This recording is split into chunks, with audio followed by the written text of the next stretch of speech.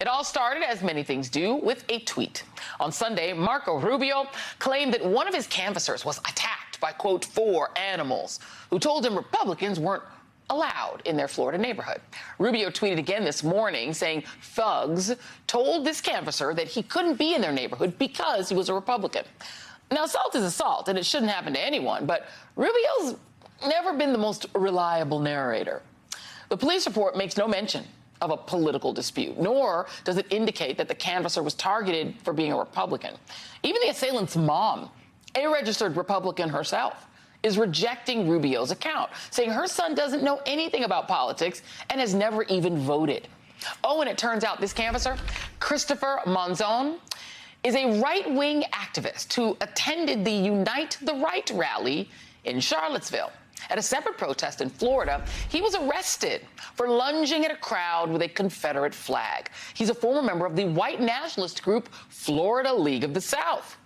And when reporters from the Miami New Times tried to interview him at the hospital, members of the Proud Boys were there, and they refused to let the reporters enter his room. And that's not even where the story ends.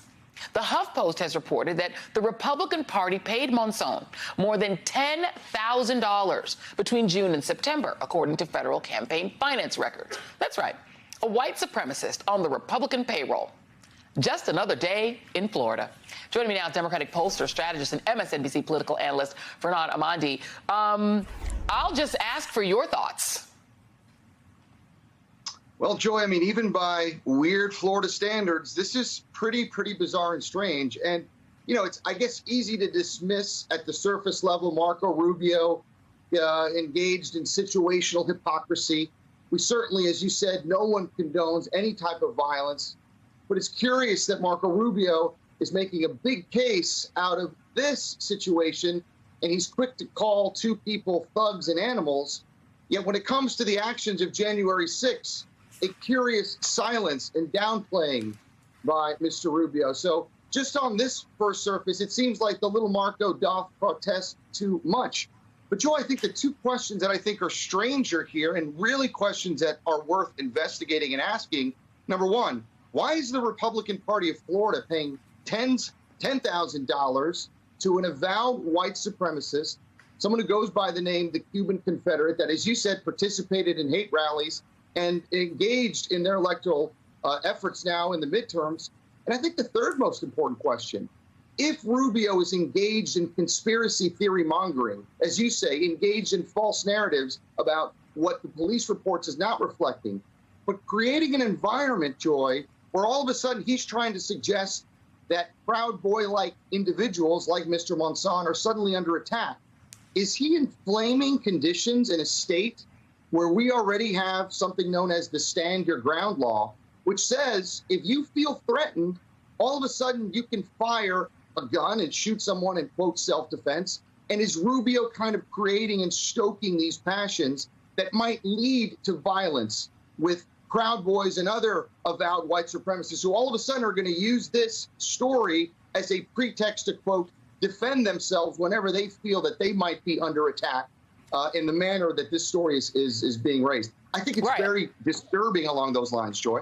Absolutely, and the mom is disputing any of it. I mean, I'm tempted to ask which Marco Rubio. I mean, we've talked about this a lot.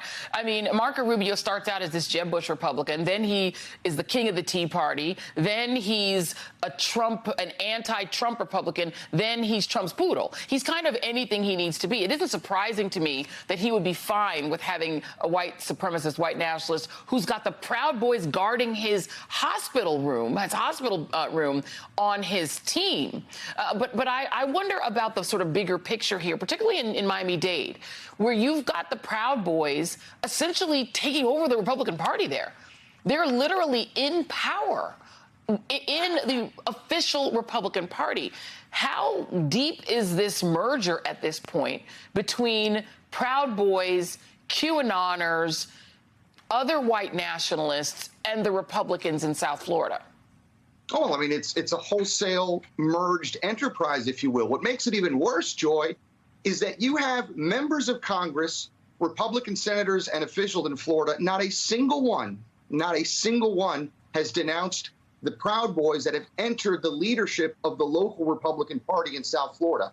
Let's think about that for a second. The Proud Boys have been classified as a domestic terrorist organization. The leader of the Proud Boys is in jail for seditious conspiracy.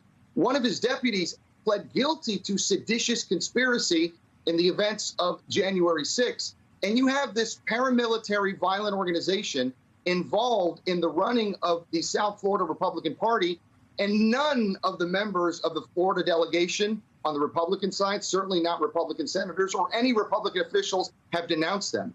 Yeah. It is an outrageous story in a state that continues to follow this MAGA Republican track, and more importantly, with a signal that in Florida, if you're a MAGA Republican, whether you're violent or not, you're on safe ground here. You will be protected in Florida. And what has Marco Rubio said about this? He's running against an actual former police officer, a former police chief in Val Demings, and yet you've got these police organizations endorsing him. What about on a law and order front? Has he had anything to say about that?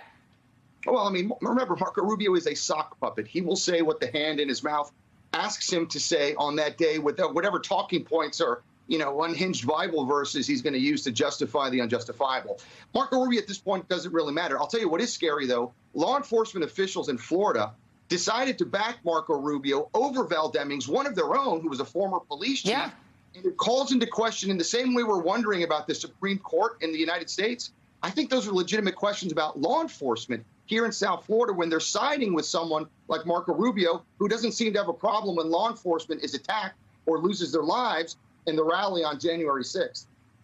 And I will remind folks that Enrique Tarrio, who we talk about a lot on the show, was the head of Latinos for Trump.